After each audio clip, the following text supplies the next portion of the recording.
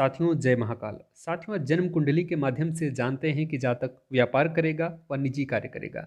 यह एस्ट्रोसेज नाम का ऐप है। इस ऐप के माध्यम से आप आसानी से जन्म कुंडली निकाल सकते हैं और कुंडली के देखने का और उसका तरीका हम आपको बता रहे हैं। ध्यान से देखना और किस प्रकार से फलादेश करें कि जातक किस प्रकार का कार्य करे और किस प्रकार के कार्य से भाग्य उन्नत होती है और इनका भविष्य कैसा रहेगा। जी हाँ दोस्तों, साथियों यह दीपक नाम के व्यक्ति की कुंडली है जिसका जन्म 15 अप्रैल 1996 में हुआ है सुबह 9 बजे के करीब, और यह हरदोई शहर यूपी के जिले का रहने वाला है। ध्यान से देखना इनकी कुंडली। साथियों यह जो जातक है यह शुक्र लग्न का जातक है, यानी यह जो दूसरे नंबर यहाँ पर 2 नंबर लिखा है यानी लग्न में इनके 2 नंबर की राशि है। दूसरे नंबर की राशि को वृषभ राशि कहते हैं और वृषभ राशि के सामने शुक्रदेव होते हैं। शुक्रदेव यानी 2 नंबर लिखा है और शुक्रदेव भी यहीं पर आकर बैठ गए हैं। तो यह दिखाता है कि जातक देखने में काफ़ी सुंदर होता है, सुशील होता है। शुक्र जो होता है हमारे भौतिक सुखों का प्रतीक होता है। शुक्र हमें सुख देता है, ऐशो आराम, सुख संपत्ति और भौतिक सुख, और पत्नी का ग्रह भी शुक्र को माना जाता है।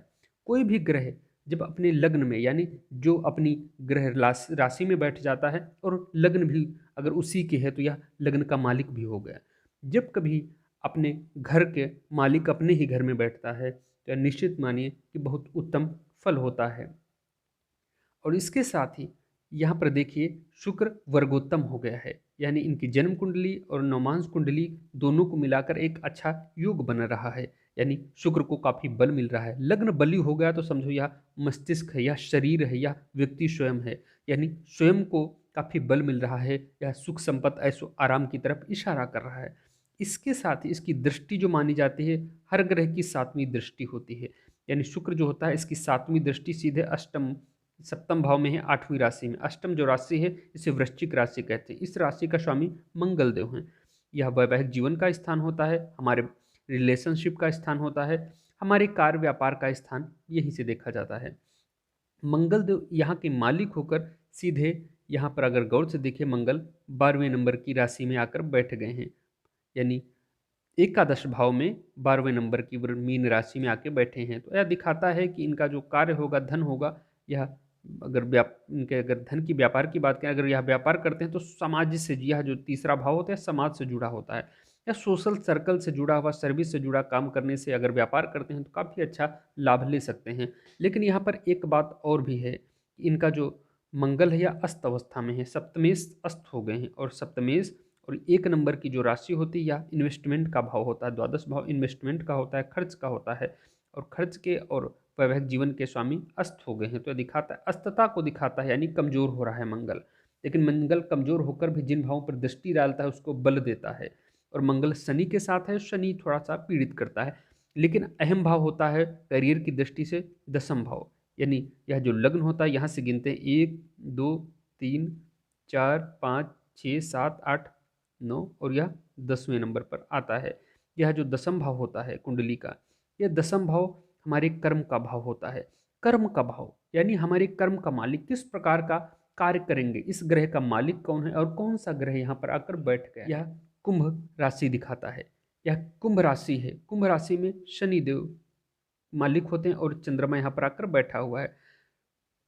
यह जो शनिदेव होते हैं यह हमें टेक्नोलॉजी के, हमारी तकनीक के, लोहे, व्यापार, न्याय और वकालत से जुड़े, कोर्ट से जुड़े आदि कामों में रुचि देते हैं।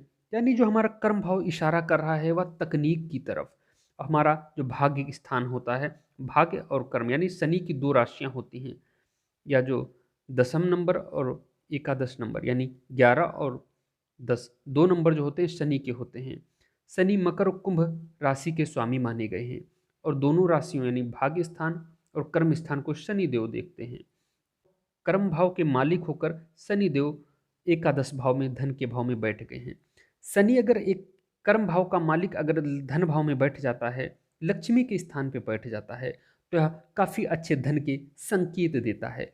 लेकिन यहाँ पर एक बात और है, जो चंद्र होता है यह वैश्य वर्ग का, वैश्य वर्ण का स्वामी माना गया है, ग्रह माना गया है। वैश्य वर्ण यानी यह व्यापारिक दृष्टि से यह बिजनेस माइंड दिखाता है। इस जातक का मन जो होता है बिजनेस में होता है, बिजनेस माइंड का जातक है। इसके साथ ही यह पृथ्वी तत्व, यह जो लग्न है पृथ्वी तत्व प्रधान राशि है। अग्नि, पृथ्वी, वायु, जल, 4 प्रकार की राशियां होती हैं। तो यह जो दूसरे नंबर की राशि होती है इसे पृथ्वी तत्व माना गया है। पृथ्वी या स्थिरता को दिखाता है, जो भी कार्य करता है स्थिर होकर करता है, इनके अंदर धैर्य होता है और यह टिके रहने वाले होते हैं। किसी कार्य को लेकर, रिलेशनशिप को लेकर ये टिके रहना पसंद करते हैं, ऐसा इनका स्वभाव है। और शुक्र भी वीनस है, यानी सुख का प्रतीक होता है। वैसे तो शनि दास का प्रतीक होता है। शनि हमें बिजनेस करना नहीं सिखाता, बल्कि हमें व्यापार करने की तरफ इशारा करता है। लेकिन यहाँ पर अगर चंद्र बैठ गया है, चंद्र हमारा मन है, चंद्र हमारी माता है, चंद्र हमारे मन से जुड़ा हुआ, सर्विस से जुड़ा हुआ, व्यापार से जुड़े हुए कार्य में रुचि देता है। या सप्तमेश यानी सातवां जो भाव है, सातवीं जो राशि है, षष्टम की सातवीं राशि और दूसरे नंबर की राशि, दोनों के मालिक शुक्र देव हैं। तो इन्हें इनका जो रुचि होगी या सेवा भाव में भी होगी। तो ऐसे लोग समाज में ऐसा काम करें जो दूसरे को सर्विस प्रोवाइड करता है।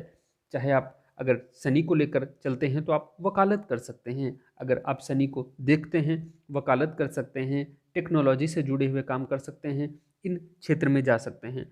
लेकिन अब शनि को पीड़ा भी मिल रही है। शनि केतु जब एक साथ आकर बैठ जाते हैं तो थोड़ा सा संघर्ष को बढ़ा देता है। केतु एकादश भाव में बैठा है तो ऐसे लोगों को सोशल सर्कल में थोड़ा सा लोगों से अनबन रह सकती है। यानी ये समाज में जब अब कभी लोगों की भीड़ में जाते हैं, लोगों के बीच में इकट्ठा होते हैं तो कहीं अलगाव सा महसूस करते हैं। शनि जो है एकांतवासी ग्रह है या थोड़ा एकाकी माना गया है। केतु को कहा गया है किसी के अंदर की जो चेतना होती है उसका संबंध केतु से होता है। आज जैसे होता है कि आप किसी के हृदय के अंदर की बात को पकड़ लेते हैं, बहुत आसानी से भांप लेते हैं दूसरे के अंदर क्या है।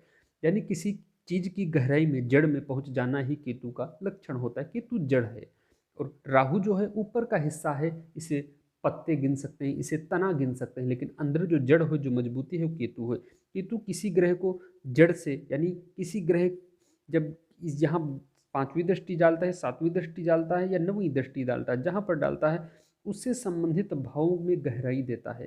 केतु एक मोह भंग भी करता है। अगर आप इसको लेकर परेशान होते हैं, जिस भाव में बैठता है थोड़ा सा परेशानी देता है, लेकिन केतु के साथ साथ शनि और केतु और मंगल जब तीनों एक साथ हो जाए तो ऐसे लोगों में एक असहनीय होता है ना, कि अनकंट्रोलेबल एक गुस्सा होती है, एक क्रोध होता है जो अनियंत्रित हो जाता है। इन लोगों के काम में अगर कोई डिस्टर्ब करता है तो काफ़ी क्रोधित होते हैं। इनको समझा पाना, इनको समझ पाना दोनों ही थोड़ा मुश्किल होता है।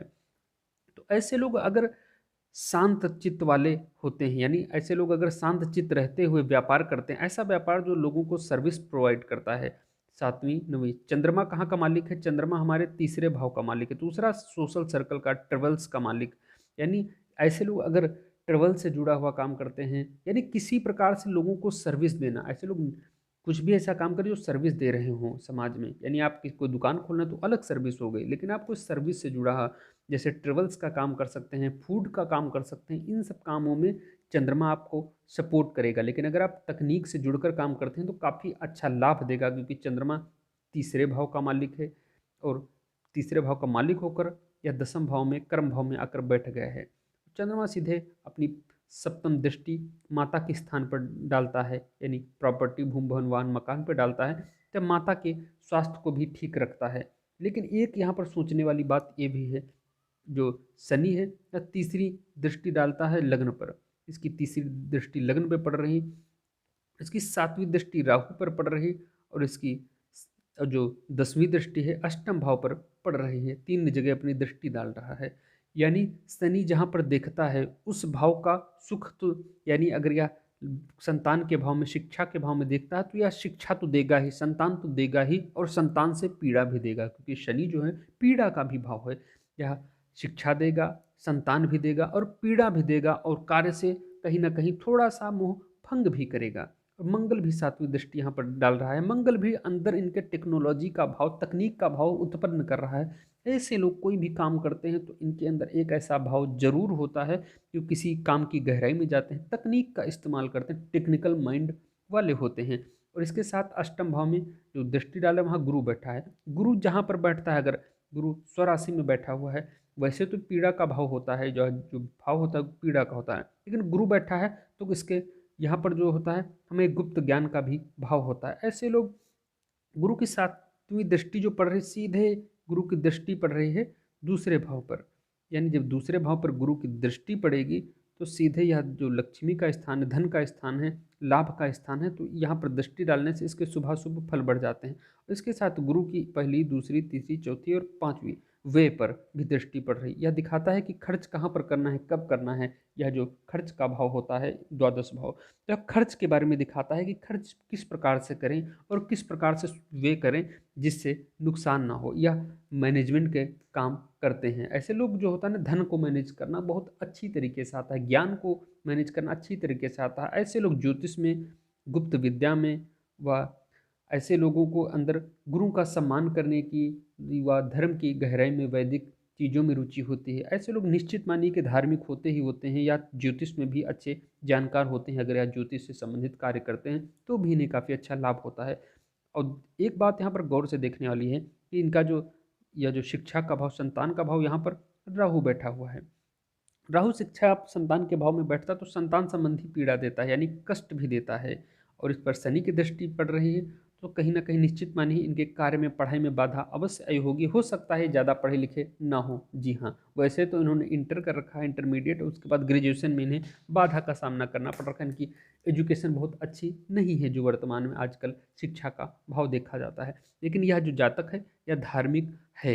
इसके अंदर धर्म, गुप्त ज्ञान आदि में रुचि भी इसकी रहती है। लेकिन इन्हें थोड़ा सा, इनके मस्तिष्क होता है ना, जो इनका ब्रेन होता है, इनका जो बुद्ध है, अब बुद्ध देखिए द्वादश भाव में बैठा हुआ है। बुद्ध यहाँ पर 6 नंबर और 3 नंबर की, यानी इस भाव का मालिक है, और इस भाव का, शिक्षक भाव का मालिक यहाँ पर द्वादश भाव में बैठ गया है।